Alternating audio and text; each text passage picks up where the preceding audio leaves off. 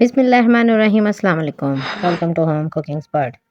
कैसी है मेरी प्यारी यूट्यूब फैमिली। मुझे उम्मीद है आप सब खैरियत से होंगे, खुश होंगे, हेल्दी होंगे। अक्सर घरों में चावल तो रोज़ाना बनते हैं, लेकिन आज मैं आपके लिए जो रेसिपी लेकर आई हूँ मिक्स वेजिटेबल पुलाव की। ये सर्दियों की ख़ास सौगात है क्योंकि सर्दियों में मुख्तलिफ सब्जियाँ आती हैं जैसे कि गाजर, शिमला मिर्च, मटर अच्छे और ताज़ा आते हैं। तो इनके साथ हम आज बनाएंगे मिक्स वेजिटेबल पुलाव। यकीन माने ये इतने मज़े का पुलाव बनता है कि आप हर तरह के पुलाव बिरयानियाँ भूल जाएँगे। ये बहुत ही मज़ेदार और आसान बनता है और ख़ास करके ये सर्दियों की सौगात में शामिल होता है। तो आज इसे हम कैसे बनाएँगे, इसके लिए हमें किन-किन चीज़ों की ज़रूरत है हम वो देख लेते हैं और इसे आप बच्चों के लंच में भी दे सकते हैं। घर पे कोई दावत हो तब भी आप इसे बना सकते हैं। तो शुरू कर लेते हैं बिस्मिल्लाहिर्रहमानिर्रहीम। सबसे पहले मैंने ये गाजर ली है तकरीबन 1 पाव के करीब। इसे मैंने छोटे-छोटे क्यूब में कट कर लिया है और आलू लिए हैं। इन्हें भी मैंने एक तकरीबन छोटे-छोटे क्यूब्स में कट कर लिया है। शिमला मिर्च है।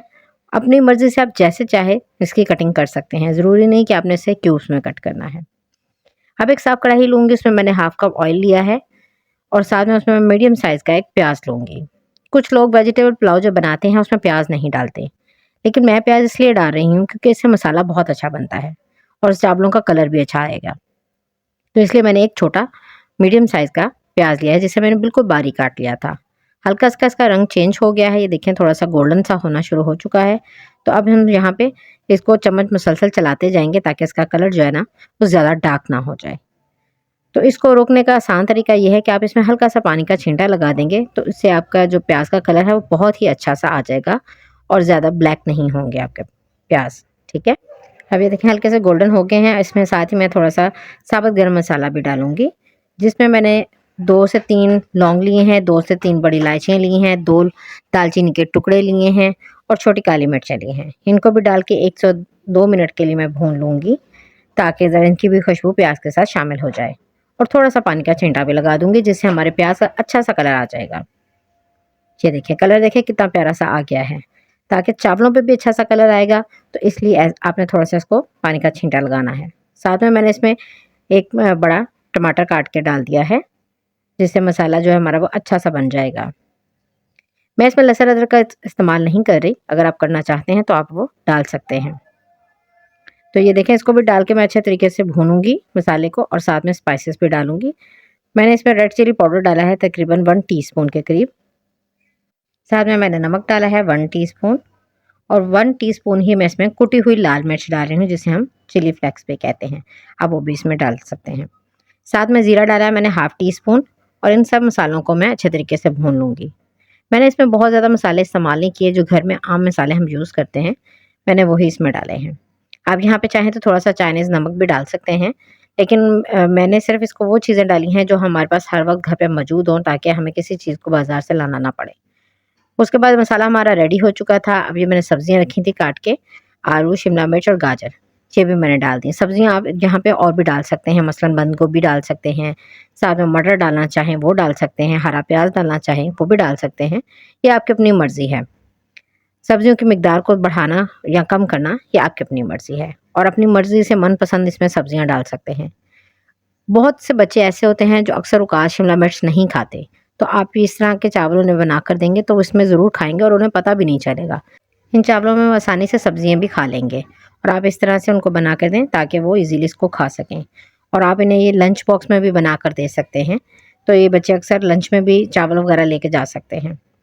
तो ये देखें साथ में मैंने इसमें थोड़ी-सी जो इसको चटपटा सा टेस्ट देने के लिए इसमें सॉसेस भी डालूँगी, जिसमें मैंने चिली सॉस, सोया सॉस और सिरका तीनों जो हैं चीज़ें मैंने 2-2 टेबलस्पून डाली हैं इसमें, ताकि बहुत ज़्यादा खट्टा भी ना हो जाए और थोड़ा-सा इसका फ्लेवर भी अच्छा-सा इसमें आ जाए। तो ये मैंने डालकर इसको भी तकरीबन 2 मिनट के लिए मसाले के साथ भूनूँगी ताकि ये अच्छे से मिक्स हो जाए। उसके बाद अब हम इसमें डालेंगे पानी।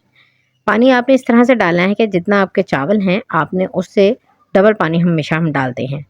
तो यानी कि मैंने चावल यहाँ पे लिए हैं आधा किलो, तो उसके लिए हम यहाँ पे डालेंगे 3 पाव के करीब पानी, ठीक है?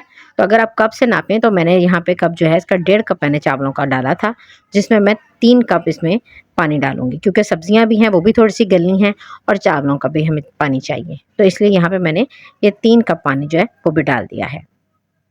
और इसे मीडियम फ्लेम पर पकने के लिए रख दूंगी तकरीबन 5 से 7 मिनट के लिए, ताकि जो गाजर, आलू और शिमला मिर्च हैं वो अच्छे तरीके से पक जाएं और गल जाएं, कच्चे ना रहें। तो इसलिए हमने इन्हें तकरीबन 5 से 6 मिनट के लिए पकाया। उसके बाद ये देखें कितनी अच्छी सी सब्जियां भी रेडी हो चुकी हैं। अब मैं इसमें चावल डाल दूंगी। चावलों का हम अच्छे से पानी निकाल कर ड्रेन करके वो भी डाल देंगे इसमें साथ में। ये देखें मैंने इस तरीके से सारे चावल डाल दिए और अच्छे तरीके से एक दफ़ा मिक्स कर दिया। अब अक्सर हम चावल जब बनाते हैं तो हमारे जो चावल है ना वो खिले खिले से नहीं बनते, तो टूट जाते हैं। उसकी वजह ये होती है कि हम जब चावल डालते हैं उसके बाद हम उसमें बार बार चम्मच चलाते रहते हैं।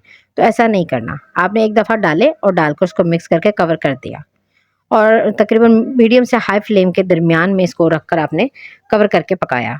उसके बाद तकरीबन 2 मिनट के बाद जब आपने देखा इसमें पानी जो है थोड़ा-सा रह गया है, तो आपने उस टाइम पे फिर एक दफ़ा चम्मच इसमें चलाना है बिल्कुल हल्के हाथों से, और फिर उसके बाद आपने इसको फिर कवर कर देना है। और जब पानी खुश्क हो जाए तो ये देखें एंड में मैंने बिल्कुल पानी खुश्क हो चुका था, तो इसमें मैं थोड़ा-सा पुदीना ऊपर से डालूँगी खुशबू के लिए। अगर आपको नहीं पसंद तो आप स्किप भी कर सकते हैं। थोड़ा-सा मैंने ऊपर से गरम मसाला भी डाल दिया है पिसा हुआ, और इसको मैं दम दे दूँगी बिल्कुल लो फ्लेम पर। साथ में मैंने नीचे इसके तवा लगा दिया है, क्योंकि तवा लगाने से दम जो है वो बहुत अच्छा सा आता है। तो आपने पहले तवे को अच्छे तरीके से गर्म कर लेना है और इसको तकरीबन मैंने 5 से 7 मिनट के लिए चावलों को दम दिया था, और ये देखिए अब रेडी हो चुके हैं। माशाल्लाह देखिए कितनी ज़बरदस्त लुक आई है इसकी। और देखिए चावल बिल्कुल अलग-अलग सा दाना आप देख सकते हैं, आपको नज़र भी आ रहा होगा। अभी बहुत गर्म है। ये आप देखें आपके सामने ही मैंने इसका कवर हटाया है और मैं आपको ये सर्व करके भी दिखाती हूँ। ये देखें कितने ज़बरदस्त बने हैं, और कलर भी देखें चावलों का कितना अच्छा सा आया है। ये आप देख सकते हैं। ये ख़ास करके सर्दियों की सौगात में शामिल होते हैं ये चावल, तो आप इन्हें ज़रूर ट्राई कीजिएगा और मुझे कमेंट करके बताइएगा कि आप मुझे किन-किन शहरों से और किन-किन जगहों से देख रहे हैं, ताकि मुझे ये पता चल सके कि मेरे फॉलोअर्स कहाँ-कहाँ से मुझे देख रहे हैं। सर्दी के मौसम में गरम-गरम सब्जियों का पुलाव मिल जाए तो क्या ही बात है। कितना मज़ा आए कि अगर आपके टेबल पर गरम-गरम वेजिटेबल पुलाव पड़ा हो।